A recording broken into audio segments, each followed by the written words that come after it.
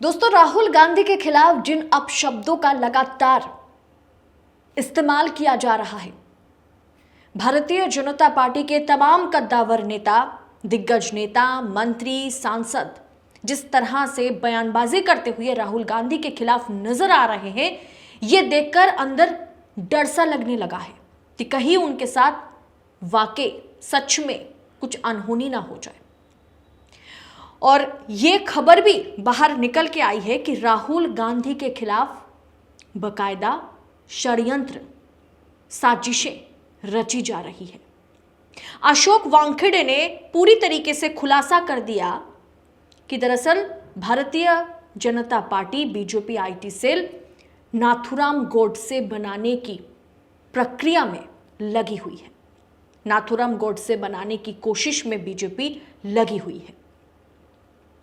दरअसल दोस्तों, मैं आपको बता देती हूं कि बीजेपी सांसद अनिल बोंडे ने आज एक विवादित बयान दिया। उन्होंने कहा कि राहुल की जो जीव है उसे जला देना चाहिए। कुछ समय पहले उत्तर प्रदेश के राज्य मंत्री रघुराम सिंह ने कहा था कि ये ना तो हिंदू हैं ना तो मुसलमान हैं, इनके दादाजी मुसलमान थे, इनकी मम्मी जो है, माँ जो है वो क्रिश्चियन है। ऐसे में ये पैदाइशी जो इनकी है ये पूरी तरीके से नाजायज़ बच्चा है। वहीं पर कुछ दिन पहले बीजेपी नेता बिट्टू ने कहा था कि राहुल गांधी जो है वो नंबर 1 आतंकवादी है। दरअसल भारतीय जनता पार्टी को इस तरह की बयानबाजी करने की राहुल गांधी के खिलाफ जरूरत क्या है? जिस राहुल गांधी को एक समय नरेंद्र मोदी पप्पू कहा करते थे, राहुल गांधी को भाव नहीं देते थे, क्या वो राहुल गांधी आज मोदी के आगे इस तरह से चुनौती बन चुके हैं कि उन्हें समझ नहीं आ रहा, बीजेपी को समझ नहीं आ रहा है कि करना क्या है? राहुल गांधी आज इस तरह से मजबूत हो चुके हैं, लीडर ऑफ अपोजिशन बनने के बाद उनकी मजबूती ने कहीं ना कहीं मोदी शाह की कॉन्फिडेंस को पूरी तरीके से तोड़ दिया है। आखिर भारतीय जनता पार्टी क्या षड्यंत्र रच रही है, इसका खुलासा, इस पर विस्फोटक खुलासा आज के इस एपिसोड में वरिष्ठ पत्रकार और पॉलिटिकल एनालिस्ट अशोक वानखेड़े जी करेंगे। तो बिना देर करे सीधा मैं उनका रुख करती हूं। तो वानखेड़े जी, स्वागत है आपका देशनीति के मंच पर फिर एक बार हमारे साथ जुड़ने के लिए।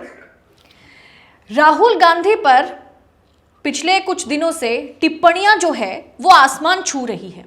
मतलब ऐसे शब्दों का इस्तेमाल किया जा रहा है जो शायद किसी आतंकवादी के लिए कहा जाता हो, और बाकायदा उन्हें नंबर 1 आतंकवादी कहा भी गया है। वहां से लेकर के बीजेपी सांसद अनिल बोंडे ने आज एक टिप्पणी की है कि राहुल की जीव जो है उसे जला देना चाहिए। तो इस तरह की टिप्पणियां क्यों इस तरह से सामने आ रही है? क्या ये हार की बौखलाहट है कि 3 राज्य में बीजेपी बुरी तरह से हार रही है और राहुल गांधी जो है वो कहीं ना कहीं अब उगता हुआ सूरज की तरह नजर आ रहे हैं? आपको क्या लगता है सर? देखिए, राहुल गांधी जी ने 2024 के चुनाव में झंडे तो गाड़ दिए। 370 का सपना देखने वालों को 270 भी नसीब नहीं होने दिया, 240 पे टिकवा दिया, बैसाखियों पे सरकार ला दी। राहुल गांधी की पदयात्रा से ही भाजपा भाप चुकी थी कि एक चैलेंज सामने खड़ा हो रहा है। तो पदयात्रा के बाद जिस हिसाब से राहुल एग्रेसिव हुए लोकसभा में, हिंडनबर्ग रिपोर्ट हो, बाकी जगह हो, तो फिर उनकी मेंबरशिप खत्म करने का प्रयास किया। एक कोर्ट के आदेश के मतलब उधर आदेश हुआ और बाकी कुछ होने के पहले तुरंत ठोक दिया, उनका घर भी खाली करवा दिया। बाद में वापस भी आ गए। ये सब देश ने देखा। राहुल गांधी अकेले हैं जो लगातार उन इश्यूज पे बोलते हैं जो इश्यूज बाद में देश के लिए बहुत बड़ी समस्या बन के आई। तो लोगों को ये लगने लगा कि हमारे शब्दों को, हमारे वेदनाओं को शब्द देने वाला एक युवा तो है, और वो लगातार घूमते रहते, वो आलोचना की चिंता नहीं करते। और भाजपा वाले हमेशा उनके मतलब उनकी पदयात्रा में एक छोटा बच्चा साथ में चल रहा था, तो देखिए बच्चे के ऊपर के केस लगवाने का प्रयास किया। फिर उनके जितने कितने रुपए के वो टी शर्ट क्यों पहनते हैं, ये तमाम चीजें। लेकिन वो जैसे भी है, लोग उनसे जुड़ गए। अब वो विदेश गए, विदेश में भी वही हाल। जो आदमी देश में प्रेस कॉन्फ्रेंस करने के लिए डरता हो, उनका लीडर ऑफ अपोजिशन येलोपी लगातार मीडिया से बात कर रहा है, सवालों के जवाब दे रहा है, लोगों के साथ इंटरेक्शन कर रहा है, खुल के बात कर रहा है, अपने विचार व्यक्त कर रहा है। तो फिर उनके विचारों को ऐसा प्रचारित करें कि जो उन्होंने नहीं कहा वो भी शब्द उनके मुंह में डाले, हम्म। और ये प्रयास करें कि उनको डिस्क्रेडिट। देखिए, सबसे बड़ा टूल जो है बीजेपी के पास 2014 से जो बीजेपी करती आ रही है वो डिस्क्रेडिट। जो उनके सामने पहाड़ बन के खड़ा हो जाता है उसे डिस्क्रेडिट, उसकी विश्वसनीयता पे सवाल उठाइए। आप केजरीवाल आपको परेशान कर रहे हैं, केजरीवाल को एक भ्रष्टाचार के केस में अंदर कर दीजिए। महाराष्ट्र में अनिल देशमुख नहीं सुन रहे आपकी बात, आपका एफिडेविट नहीं साइन कर रहे हैं, नहीं शरद पवार और उद्धव ठाकरे को आरोपी बता रहे हैं भ्रष्टाचार के, तो उनको जेल में डाल दो ताकि उनकी विश्वसनीयता। 100 करोड़ की वसूली की सरकार, क्या मीडिया ने तब एक धारणा बनाई थी? क्या हुआ? सारी एजेंसियां सरकार की एजेंसियां हैं, मोदी की एजेंसियां फेल हो गई। 1 करोड़ 80 लाख का चार्जशीट में आंकड़ा है। ऐसा ही हेमंत सोरेन को डिस्क्रेडिट करने का प्रयास किया। ममता दीदी पे तो इतने हमले होते हैं, और इसके लिए ये गलत प्रचार भी करते हैं। और ये गलत प्रचार नीचे वाले लोग जो बोलते नहीं, जब उनके आका ही बोलना शुरू कर दिए। क्या 2024 के चुनाव आपको याद नहीं? क्या 2024 के चुनाव में नहीं कहा गया था कि कांग्रेस के घोषणा पत्र में हिंदू महिला का मंगलसूत्र खींच के मुसलमान को दिया जाएगा? कहा था भाई? लेकिन एक नरेशन बनाने का प्रयास किया था, ये मुसलमानों के लिए है, ये हिंदुओं के दुश्मन है। अब राहुल गांधी के वक्तव्य पे देखिए, पहला हमला राहुल गांधी पे हुआ कि ये देशद्रोही है, चाइना की बढ़ाई कर रहे हैं, अपने दुश्मन की बढ़ाई कर रहे हैं। भाई, चाइना यदि तरक्की कर रहा है तो दिख रहा है, और यदि आपको इतना दुश्मन है चाइना कि राहुल गांधी में देशद्रोह दिखता है, तो फिर आप आयात बंद कर दीजिए ना चाइना से। आज चाइना का आयात दिन प्रतिदिन बढ़ रहा है, चाइना को निर्यात घट रहा है। चाइना का और 200 करोड़ रुपए से ज्यादा का, माफ कीजिए, 200 अरब रुपए से ज्यादा का वित्तीय मतलब घाटा है, व्यापार में घाटा है। इतना आयात ज्यादा है और निर्यात कम है। चाइना हमारी जमीन हड़प बैठा है, ये कहते हैं हमारी जमीन नहीं। चाइना ने जो नोमैन्स लैंड होती है, दोनों देशों के बीच में जमीन छोड़ी जाती है जिसकी किसी की नहीं होती, लेकिन उसको बफर जोन कहते हैं। चाइना ने बफर जोन अपने कब्जे में ले लिया और भारत की भूमि को बफर जोन बना दिया। हमने हमारी लद्दाख में जमीन खोई है। लद्दाख के सांसद ने पत्र लिखा कि हमारी गोचर की जमीन थी जो गई। इस पे बोलने के लिए कुछ नहीं है। चाइना के हमारे संबंध अच्छे नहीं, लगातार बोलते। कौन चाइना के साथ सबसे ज्यादा संबंध चाइना के साथ किसके थे? मोदी जी के। झूला किसने झुलाया? मोदी जी ने झुलाया। चाइना जाके गुजराती स्मगलरों को जेल से छुड़वाने का काम किसने किया? मोदी जी ने किया। तो राहुल गांधी ने तो वो डाटा दिया। देखिए आदित्य जी, अमेरिका में चुनाव में कौन जीत रहा कौन नहीं जीत रहा है, ये हमारे गांव के आदमी को भी पता होता है, क्योंकि वहां की सारी रिपोर्ट्स आए दिन मीडिया के द्वारा, सोशल मीडिया के द्वारा समाज में आती। लेबनान में कोई ब्लास्ट हो जाए, 5 मिनट के अंदर सोशल मीडिया पे उसका ब्लास्ट का वीडियो आता है। तो चाइना यदि तरक्की कर रहा है, इंटरनेशनल एजेंसी ने चाइना को कुछ रेटिंग दिया है, तो रेटिंग हमसे थोड़ी छुपेगा। क्या राहुल गांधी चद्दर डाल के छुपाते जाएंगे कि चाइना की बात मत करो? और उन्होंने, मुझे ताज्जुब लगता है, मतलब इतना कमजोर सरकार मैंने नहीं देखी। उनके कैबिनेट मंत्री कहते हैं कि राजद्रोह का मुकदमा दायर करना चाहिए। उनके मुख्यमंत्री कहते हैं कि ये राजद्रोह की बात की, लेकिन इस सरकार की औकात नहीं है, हिम्मत नहीं हो रही है कि राहुल गांधी के खिलाफ राजद्रोह का मुकदमा दर्ज करे। इसका मतलब ये जानते हैं कि राहुल गांधी ने ऐसी कोई बात ही नहीं की जो राजद्रोह के हिसाब से साबित हो। तो सर यही सवाल है ना, फिर इस तरीके से बदनाम करने की कोशिश किस वजह से? पे आऊंगा। आगे एक बहुत बड़ा षड्यंत्र है आदिति जी। मैं इसलिए परत एक एक मैं छिलका उतार के बता रहा हूं कि क्या है। फिर उसके बाद राजद्रोह हो गया, फिर उनको कहा कि भाई ये रिजर्वेशन के खिलाफ है। अब मायावती जी से लेके तमाम लोग, RPI, Republican party of India के भी लोग प्रदर्शन कर रहे हैं कि वो राहुल गांधी ने आरक्षण खत्म कर दिया। अरे कौन आरक्षण खत्म करने वाला था? आरक्षण खत्म करने की बात तो संघ चालक ने की थी बहुत पहले बिहार चुनाव में। राहुल गांधी को एक सवाल पूछा, ये आरक्षण कब खत्म होगा भारत में? उन्होंने कहा कि जिस दिन समाज में समानता आएगी, और वित्तीय समानता नहीं, सामाजिक समानता भी चाहिए। यदि किसी दलित करोड़पति है तो क्या किसी सवर्ण के घर उसकी बेटी ब्याही जा सकती है? नहीं जा सकती। वित्तीय रूप से वो भले ही अपने पैरों पे खड़ा है, लेकिन समाज में आज भी उसको वही स्थान दिया जाता है, निचले, क्योंकि मनुस्मृति ने कहा था कि दलित पैरों से पैदा होते हैं। तो राहुल गांधी ने कहा जिस दिन समाज में समानता होगी, सामाजिक समानता होगी सभी जातियों में, उस दिन रिजर्वेशन की जरूरत नहीं होगी, उस दिन रिजर्वेशन समाप्त होगा। यही बात आंबेडकर जी ने कही थी। रिजर्वेशन किस लिए? आंबेडकर जी को तो ये लगा था कि ये देश में इतने अच्छे अच्छे लोग हैं, नेता आएंगे और ये देश ऐसे महापुरुषों की भूमि है। उन्हें क्या मालूम था कि आने वाले समय में ऐसी फौज आएगी नेताओं की जो भ्रष्टाचार और व्यभिचार में लिप्त होंगे। उनने कहा था कि ये 10 साल के लिए रिजर्वेशन देना चाहिए और उसके बाद इसका हम एक बार रिव्यू करेंगे और फिर एक्सटेंड करेंगे जरूरत पड़ी तो।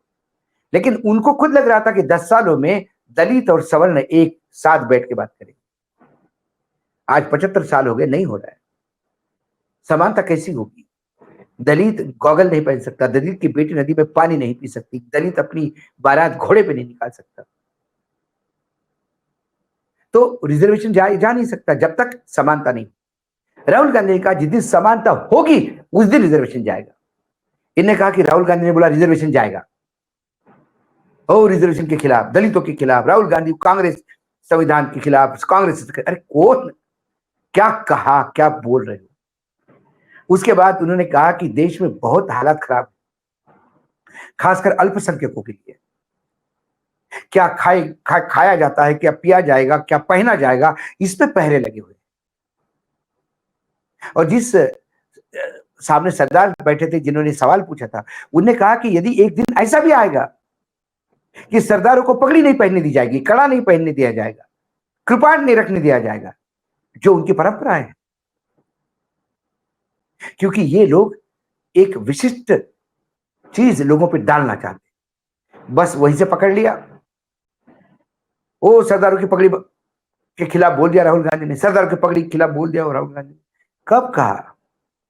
किसने कहा? ये कुपड़ों की जमात है। और फिर वहां पे यदि आपने कहा गोली मारो सालों को तो आप मंत्री बन जाते हैं। यदि आपने कहा पाकिस्तान भेज दो उनको तो आपका प्रमोशन होता है। जिस पार्टी में अल्पसंख्यकों को, विपक्षी नेताओं को गाली गलौज किया जाता है गंदी गालियों से, उसे प्रमोशन मिलता है। व्यभिचार करने वालों को प्रमोशन मिलता है, भ्रष्टाचार करने वालों को गले लगाया जाता है। तो फिर राहुल गांधी ने, जब आका ने कहा कि राहुल गांधी ने ऐसा कहा, हमारे उपराष्ट्रपति, मैं बहुत इज्जत करता हूं उस पद की, उसमें शंकर दयाल शर्मा जैसे पढ़े लिखे इंसान थे कि मां सरस्वती के पुत्र माना जाता था उनको। वहां ऐसे लोग आ गए कि जिनने कहा कि राहुल गांधी की यात्रा असंवैधानिक, वहां संविधान का अपमान करने के लिए यात्रा की है राहुल गांधी ने। क्या राष्ट्रपति उपराष्ट्रपति को क्या समझ में आया? कौन से संविधान का अपमान किया उन्होंने? लेकिन एक नरेशन चलाने का प्रयास करा जा रहा है। और फिर जब उपराष्ट्रपति ऐसे कहते हैं, जब प्रधानमंत्री ऐसे कहते हैं, तो फिर नीचे वर्कर जो है वो कंपटीशन में कहते हैं कि जेब छाड़ दो, 11 लाख रुपए दूंगा, जैसा तेरे दादी का हश्र हुआ तेरा वैसा हश्र होगा, इसके जीप जला दो। ये सांसद है, एक विधायक है, ये बोलने वाले, पूर्व विधायक है बोलने वाले, पूर्व मंत्री है बोलने वाले। ये जो विष बो रहे हैं ना आदित्य जी, ये नथुराम गोडसे पैदा करने का प्रोसेस है। नथुराम गोडसे एक पढ़ा लिखा युवक था, अपने देश से प्रेम करता था और बेहद प्रेम करता था। महात्मा गांधी के खिलाफ ऐसा जहर उगला लोगों ने कि महात्मा गांधी पाकिस्तान को 51 करोड़ रुपए देने जा रहे हैं। महात्मा गांधी पाकिस्तान को सब कुछ देना चाहते हैं। भारत को लुटवा लुटवा के महात्मा गांधी पाकिस्तान को देके जा रहे हैं। वो बात इतनी हैमर करवाई गई कि एक पढ़ा लिखा युवक महात्मा गांधी की हत्या करने पर उतारू हो गया। यदि नथुराम गोडसे महात्मा गांधी की हत्या के लिए आरोपित है, तो ये जहर फैलाने वाले हत्या के उकसाने के लिए उनके ऊपर मुकदमे चलने चाहिए। ये इतना जहर राहुल गांधी के बारे में फैलाएंगे कि कोई एक नथुराम गोडसे फिर पैदा होगा।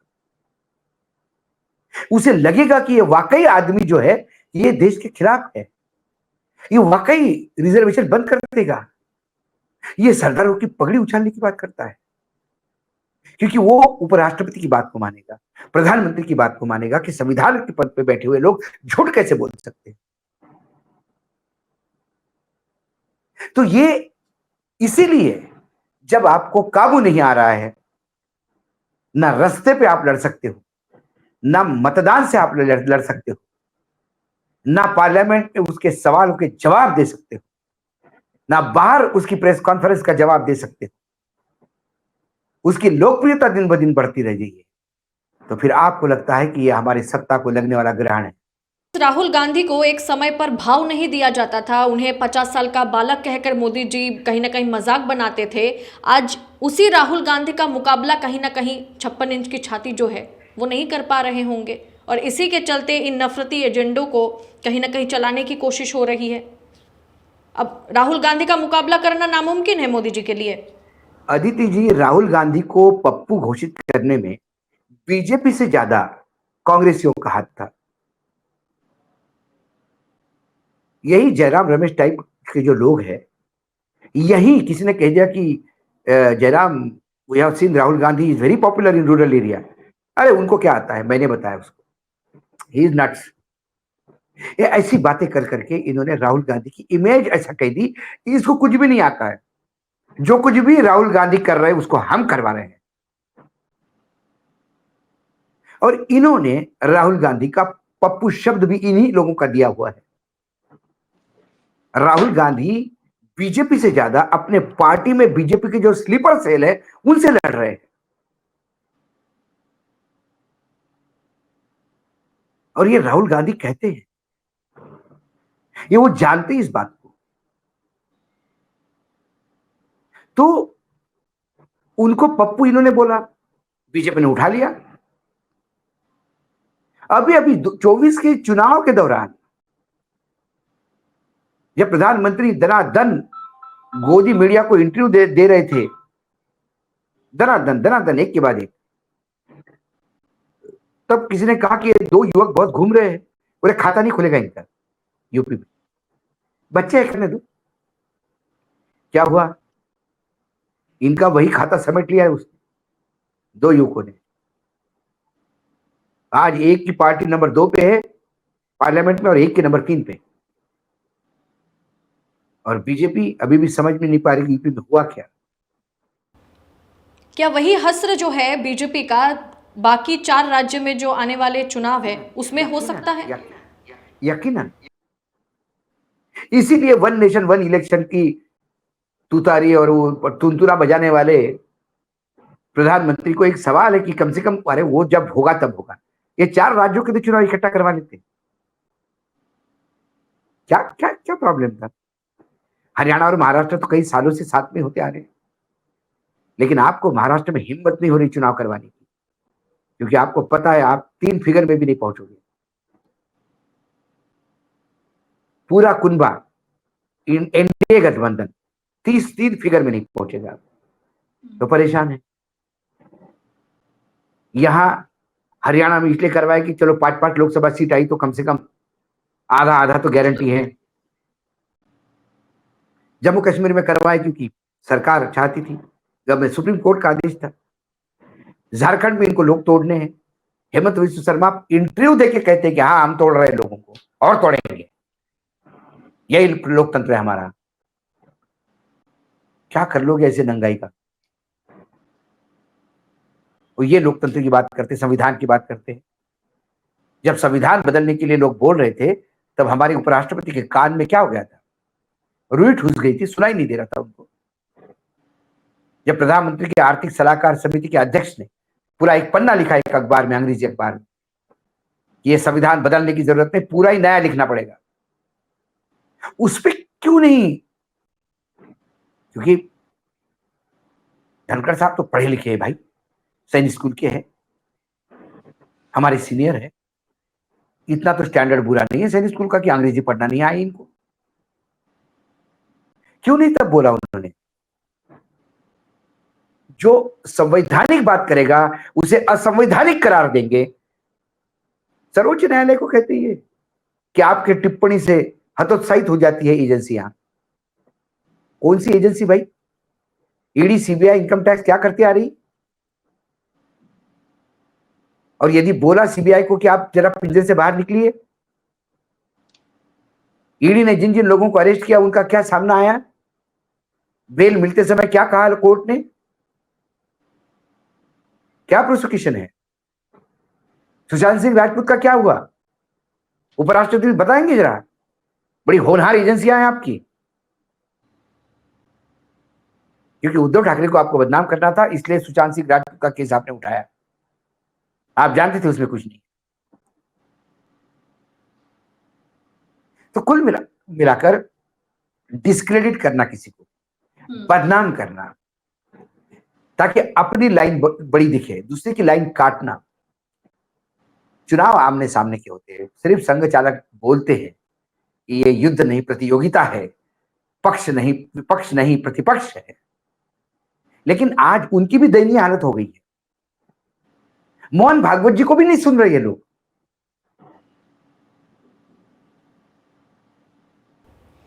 लेकिन वानखेड़े जी, मैं घुमा फिरा करके आखिर में यही सवाल रखूंगी आपके आगे, या आप शंकाएं भी इसे कह सकते हैं, कि राहुल गांधी के लिए जिस तरह की नैरेशन गढ़ने की कोशिश हो रही है, उनके परिवार का जिस तरह का हिस्ट्री रहा, तो उनके साथ कभी भी कुछ भी हो सकता है।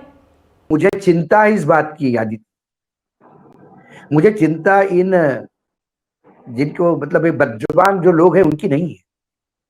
मुझे चिंता है इनके इस बकने से। 11 लाख के लालच में कोई, बहुत भयानक बेरोजगारी है देश में, 11 लाख के लालच में कोई आगे आया, कुछ हादसा हुआ तो जो सांसद कहता है कि इसकी जबान जलनी चाहिए, अरे उसके खिलाफ पुलिस एक्शन लेने को तैयार नहीं है। अमरावती की शेरनी यशोमती ठाकुर ने हंगामा मचा दिया पुलिस स्टेशन में, तब जाके एफआईआर कंप्लेंट दर्ज हुई। इस देश के लीडर ऑफ अपोजिशन क्या होता है? शैडो कैबिनेट का प्राइम मिनिस्टर होता है वो। उसके खिलाफ पुलिस को ये वक्तव्य सामने आने के बाद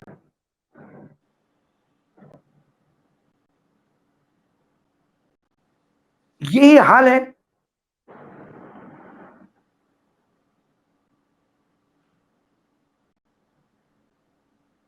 तो ये मुझे तो बहुत चिंता हो रही है। और सबसे बड़ी बात ये, शायद अगर पुराना जमाना हुआ होता 90 से, जो उनकी सिक्योरिटी भी कम कर दी गई।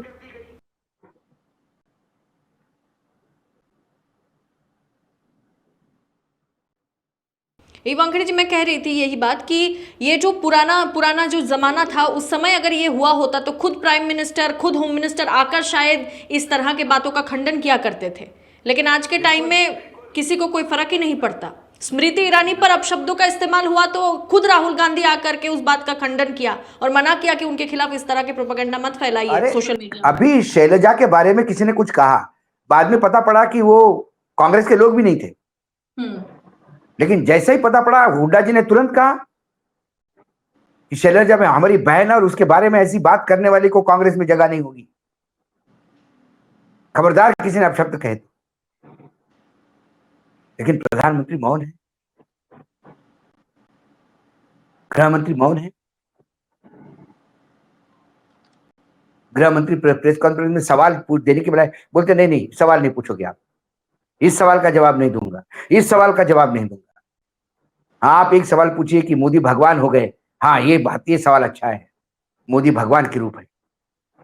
वाह, देश का गृह मंत्री मणिपुर पे बात करने को तैयार नहीं, फिर गृह मंत्री काय पे बात करेगा?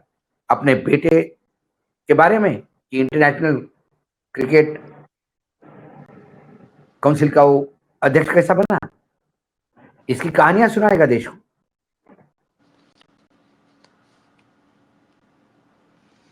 जी वानखेड़े जी, बहुत बहुत धन्यवाद सर देश नीति के मंच पर आने के लिए। शुक्रिया आपका।